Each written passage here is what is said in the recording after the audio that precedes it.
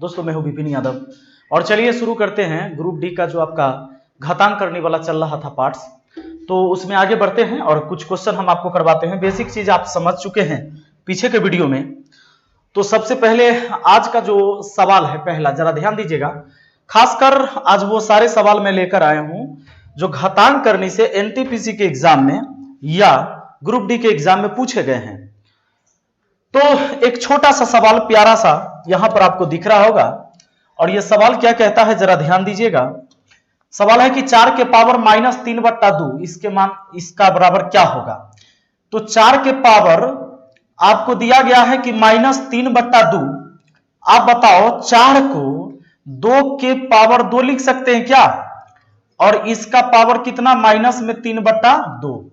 अब आपको पता है कोई भी संख्या के पावर पर पावर हो, ब्रैकेट हो, तो पावर में पावर गुना हो जाता है।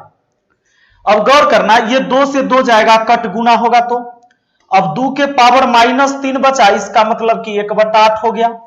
2 के पावर -3 यानी 1/8। कैसे? अरे 2 के पावर -3 का मतलब ये होता है, 2 के पावर -3 का मतलब ये होता है कि देखो, कोई भी संख्या के बट्टा में कुछ नहीं तो 1 होता है। कोई भी संख्या के बट्टा में कुछ नहीं तो क्या होता है, 1 होता है। और याद रखिएगा कि जब बेस को पलटिएगा ना, तब पावर का चिन्ह बदल जाएगा। यानी माइनस रहेगा तब प्लस, अब प्लस रहेगा तब माइनस। अब यहां देखिए 1/2 हुआ, अब पावर अब प्लस में हो गया। अब 1 के पावर 3 1 के होता है, 2 का पावर 3 8 होता है। कुछ लोग कहेगा 2 के पावर 3 6, 2 तिया 6, पगला कहीं का। 2 के पावर 3 का मतलब होता है 2 को 3 बार, 2 दूना 4 और 4 दूना 8। ऐसे चलिए बढ़ते हैं अगला सवाल पर। देखिएगा नेक्स्ट क्वेश्चन आपके सामने। प्रश्न कहता है कि यदि 4 के पावर 3 गुना 5 के पावर 6 गुना 10 के पावर 5 है तो m का मान क्या होगा। यहां ध्यान देंगे, 4 के पावर 3 है गुना 5 के पावर 2, इसका पावर भी 3 तो लिख सकते हैं, बराबर 10 के पावर m। अब आप ऐसा लिख सकते हो, एक काम करो, ये 4 के पावर 3 ठीक गुना 25 हुआ, इसका पावर 3 और गुना 10 के पावर m लिख सकते हैं। अच्छा सुनिए, 4 के भी पावर 3 और 25 के भी पावर 3, तो ऐसा भी लिख सकते हैं 4 गुना 25। एक नजर यहां देखिएगा जरा, 4 गुना 25 अब पूरे का पावर 3 दे सकते हैं, बराबर ये 10 के पावर m। कहोगे ऐसे कैसे?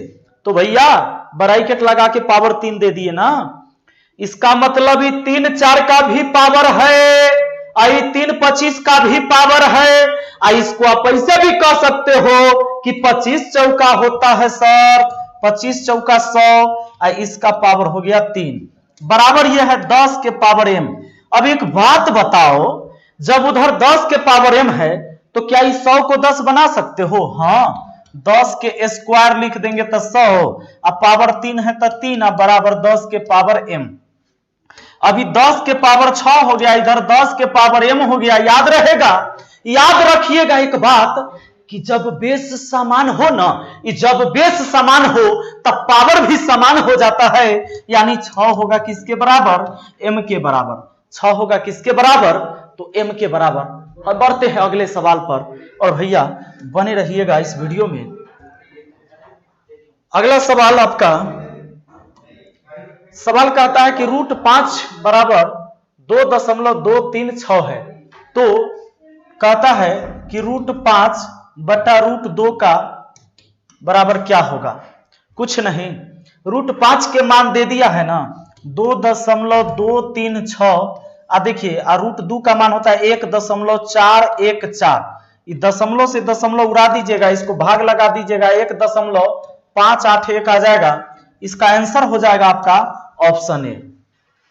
आइए बढ़ते हैं जरा अगले सवाल पर। मैं आपको ये सवाल इसलिए करा रहा हूं ताकि आपको ये पता चल जाए कि एग्जाम में किस तरीके के सवाल अब तक पूछे गए हैं घातांक करने से।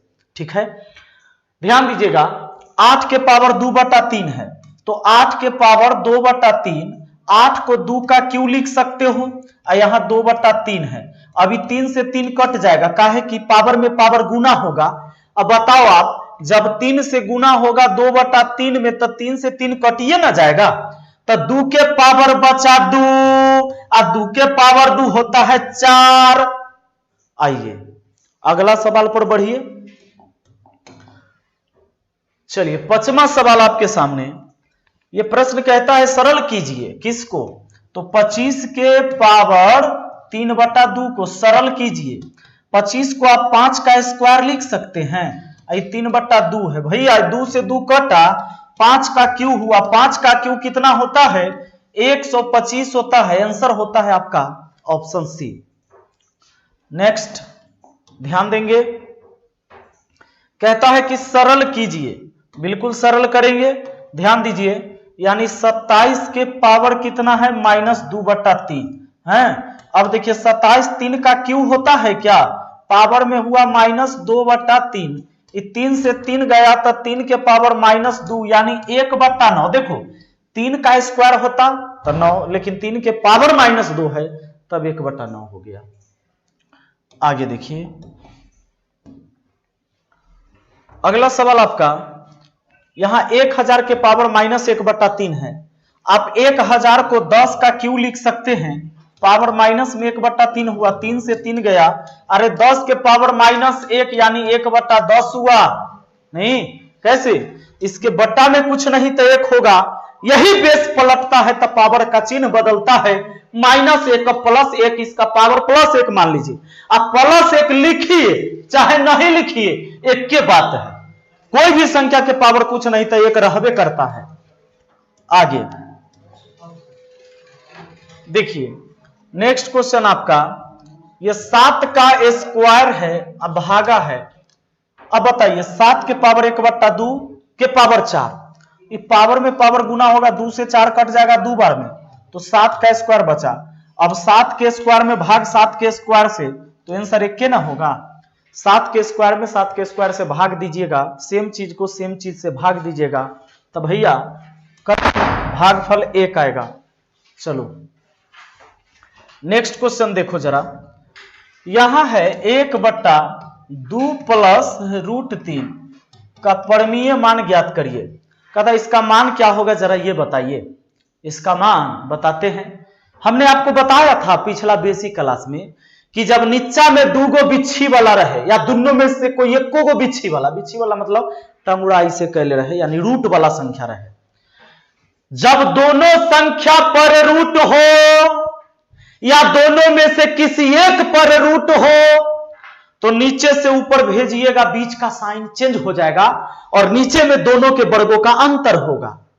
आइए नीचे से ऊपर भेजेंगे, बीच का साइन चेंज, नीचे में दोनों के वर्गों का अंतर, तो दोनों के वर्ग करिए तो 2 का वर्ग होगा 4, इसका वर्ग होगा 3, इसका अंतर मतलब बीच में माइनस।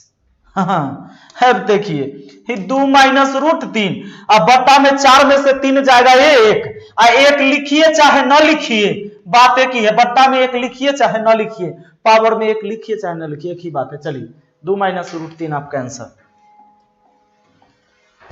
नेक्स्ट क्वेश्चन, सवाल क्या कहता है 1/2 + √3 का परिमेय संख्या में व्यक्त करिए।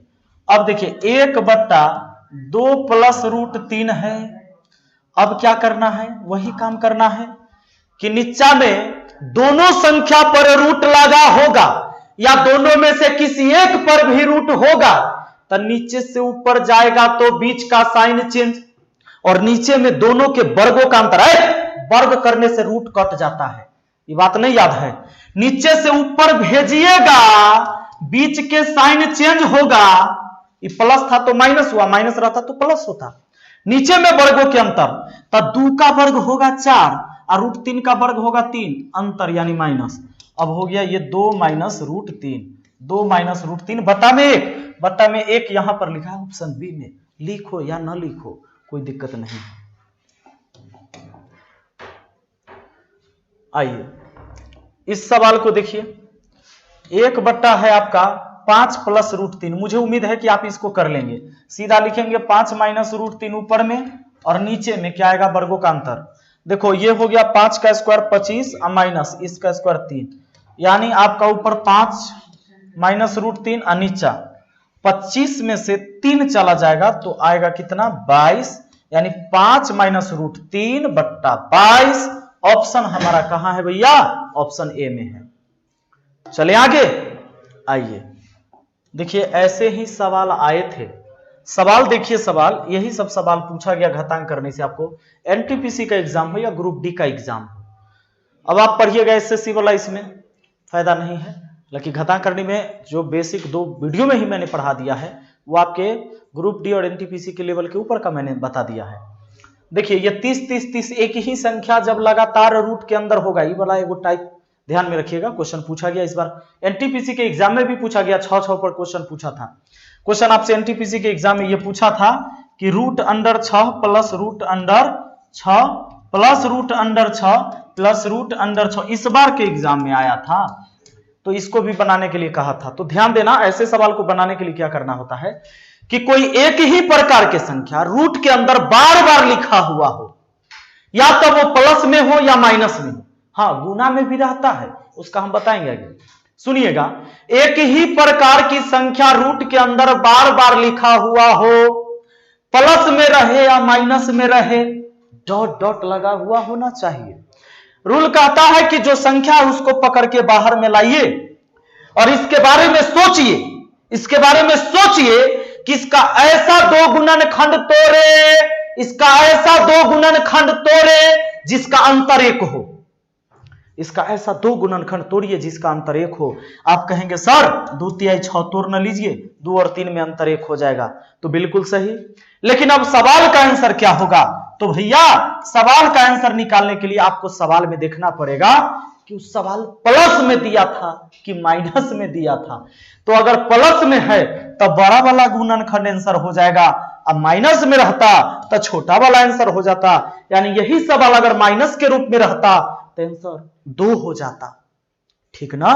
तो बताइए जरा, 30 वाला ध के रगड़ दीजिए, आप 30 को बाहर में लाए, 30 के बारे में सोचिए, 30 के बारे में सोचिए कि ऐसा इसको कैसे 2 गुणनखंड में तोड़ दें कि दोनों गुणनखंड का अंतर 1 आ जाए। सोचो जरा, 5 6 के 30 बिल्कुल सही है, 5 6 के 30, 5 और 6 में अंतर 1 होता है, ऐसा ही तोड़ना है। 10 तिहाई 30 न तोड़ दीजिएगा, 15 दूना 30 नहीं तोड़ दीजिएगा। ऐसा 2 गुणनखंड तोड़ना होगा जिन दोनों गुणनखंड का अंतर 1 होगा। अब आपका दिमाग में आ रहा होगा कुछ ऐसा सवाल रहेगा जो टूटबे न करेगा, जैसे 7 रहेगा, 11 रहेगा, 13 रहेगा, तब कैसे होगा, तो उसके लिए भी हम आगे बताएंगे, ठीक है ना। ऐसे यूट्यूब पर भी वीडियो बनाए हुए थे, खाली जी नहीं टूटेगा उसका भी। आइए, इसके लिए आपको क्या करना चाहिए, अब देखो प्लस प्लस है तो बड़ा वाला गुणनखंड आंसर हो जाएगा 6। आइए नेक्स्ट क्वेश्चन पर आते हैं जरा।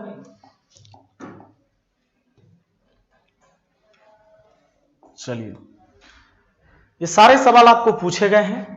देखिए अब क्या है कि 1/5 प्लस 3√2 है ना। अब कहता है इसका मान क्या होगा, जरा बताना, बताएंगे। एक काम करिए, नीचे में 2 संख्या है, ये पहला टर्म आई दूसरा टर्म, ये पूरे को दूसरे में ले लीजिएगा, है ना।